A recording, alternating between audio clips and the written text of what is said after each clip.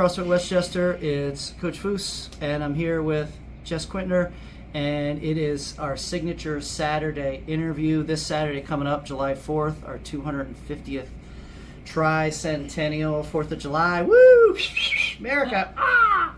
Cute. Maybe I could edit in screaming eagles and fireworks.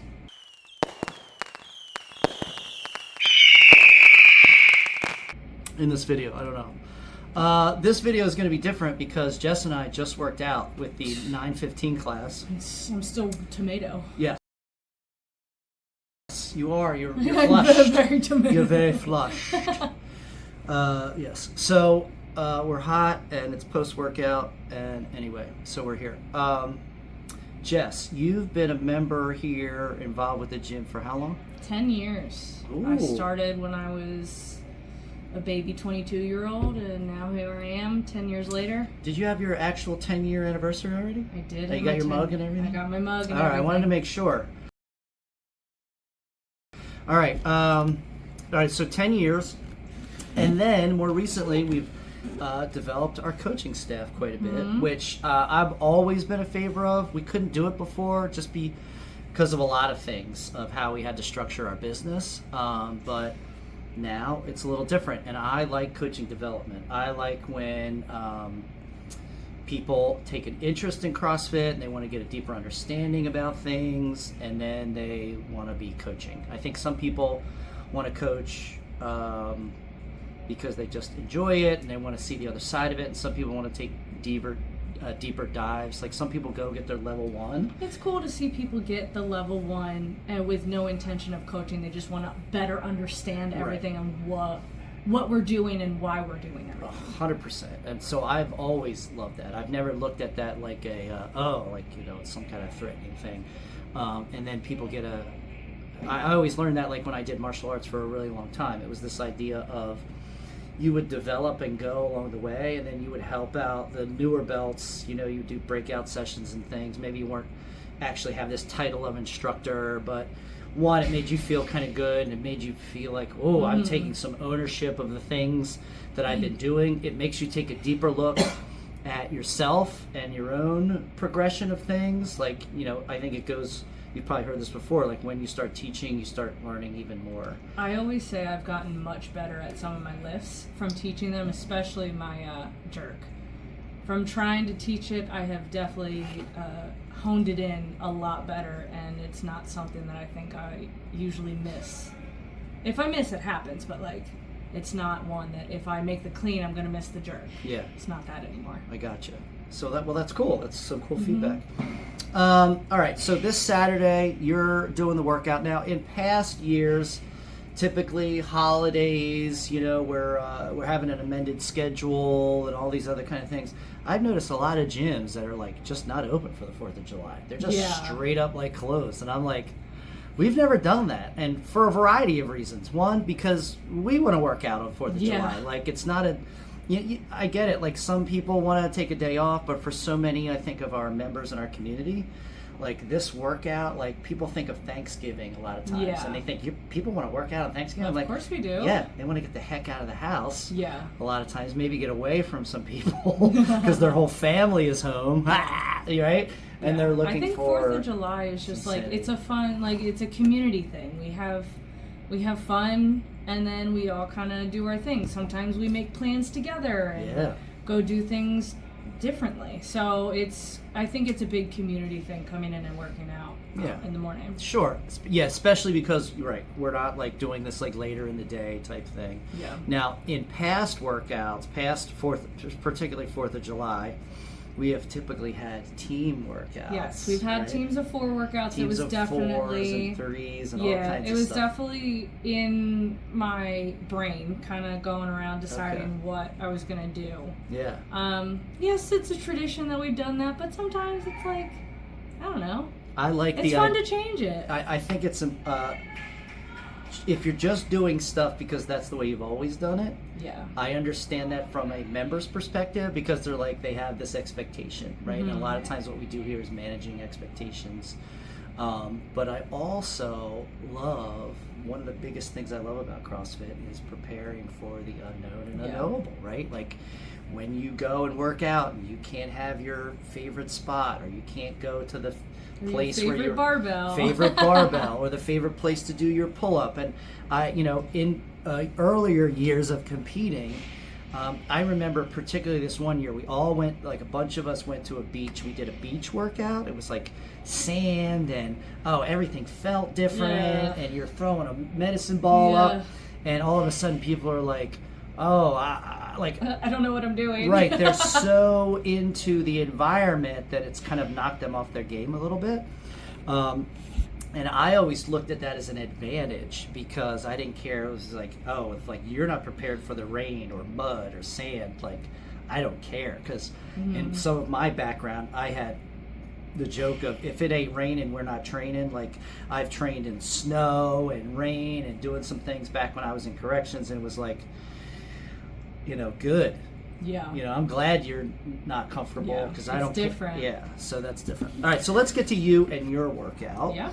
So, go ahead and tell us what your workout. So we're starting off building to a heavy clean. We had a building to a heavy snatch this week, so kind of wanted to throw that in there. Plus, I'm a weightlifter at heart, so building to a heavy clean is kind of something I love to do. It's your jam. It's my jam. You're very strong, that's for sure. I wish my lifts were as good as yours. So building to a heavy clean follows in our programming pretty much. So I like that we kind of kept that. Typically we're always hitting a snatch and a clean, and regardless of what we're doing on Olympic Sundays, which obviously, not obviously, but Jess is one of our Olympic weightlifting rotational coaches. So even if you're not a member of the gym, I always urge people, like, hey, if your gym's not doing an Olympic lifting only session, like, hey, do a drop-in. Where are you going to get that kind of attention for, whatever our drop-in fees, like $25 for a class? Like, where are you going to get that attention for an hour? We had a drop-in this past week too, and she was in the area, I think, for it sounded like a tournament for a son or a daughter. Oh yeah, like a lacrosse tournament or something. Yeah, and she dropped in for the Olympic lifting and got some good work in. I'll tell you, I heard this several times last Sunday. I was not able to make it, but the Sunday previous, no, I heard it through the week. And the lifting from the blocks, people I've been hearing this, like, man, I think this lifting from the blocks is really helping me out. So I think that's really cool, and I have noticed a difference, because I'm trying to work on those things. It's definitely different if you're not used to it, but then once you get used to it, you're like, oh, this is actually kind of nice. It works on different things that you obviously wouldn't normally be able to work on.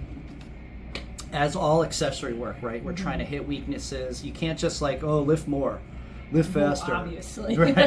Like, I would love to do that. Wouldn't that be cool, right? Just put more weight on the bar. And I'm stronger and faster. It doesn't work that way. So we have to hit these weaknesses in our accessory work in a variety of ways. And sometimes it's just simple things like, hey, I'm going to start from an elevated position, but instead of holding the bar, it's like I'm coming from a rested position, whatever it is. So that's cool. All right, and then the rest of the workout. Yeah.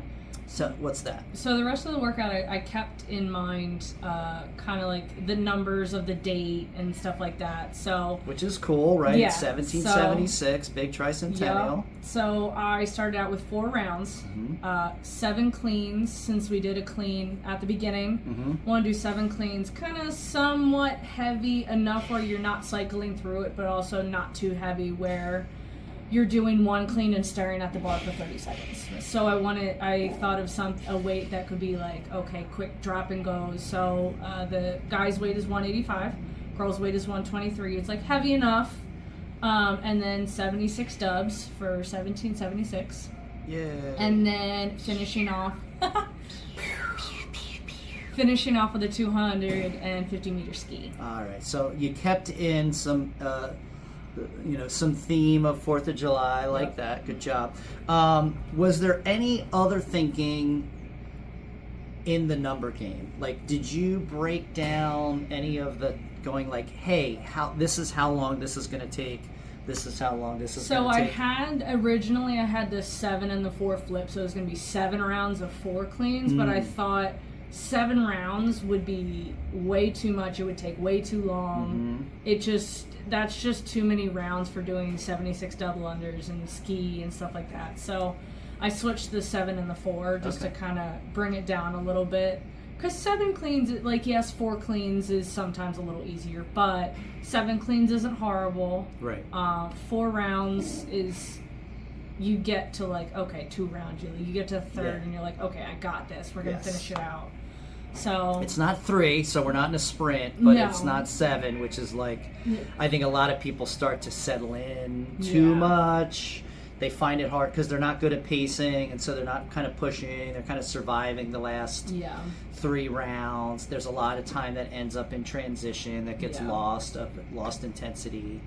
4 rounds kind of keeps you a little more Yeah. honest. I like that. I like the 250-meter ski because it's not too well. Obviously, the 250 for 250th tricentennial, but 250 is not 300 and it's not 200. Yeah, It's like it's that like it's little a nice in between. It's like, ooh, what's 400 feel like versus 200, and like, ooh, 250. It's just a little couple more pulls on that to get those 50 Yeah, meters. like that should. How long do you think this workout should take? 15 Let's say- to 20 minutes. 20 minutes. So that's 15 to 20. Are you going to give a 20-minute clock? I'm gonna get 25 just in case 25. people do want to push the weight on the cleans and work Okay. to try. If 123, 185, 123 is heavy, in case people want to like But they push can it. still hit the weight, but maybe dial back the intensity. Correct. It's taking just a little bit longer. Yeah, so that's Maybe why they I'm gotta giving rest. a 25-minute time cap. Okay. Kind of give them that extra little time. Leaning into the strength for over conditioning today. Is that a little coaching athlete bias, maybe? Probably. All right.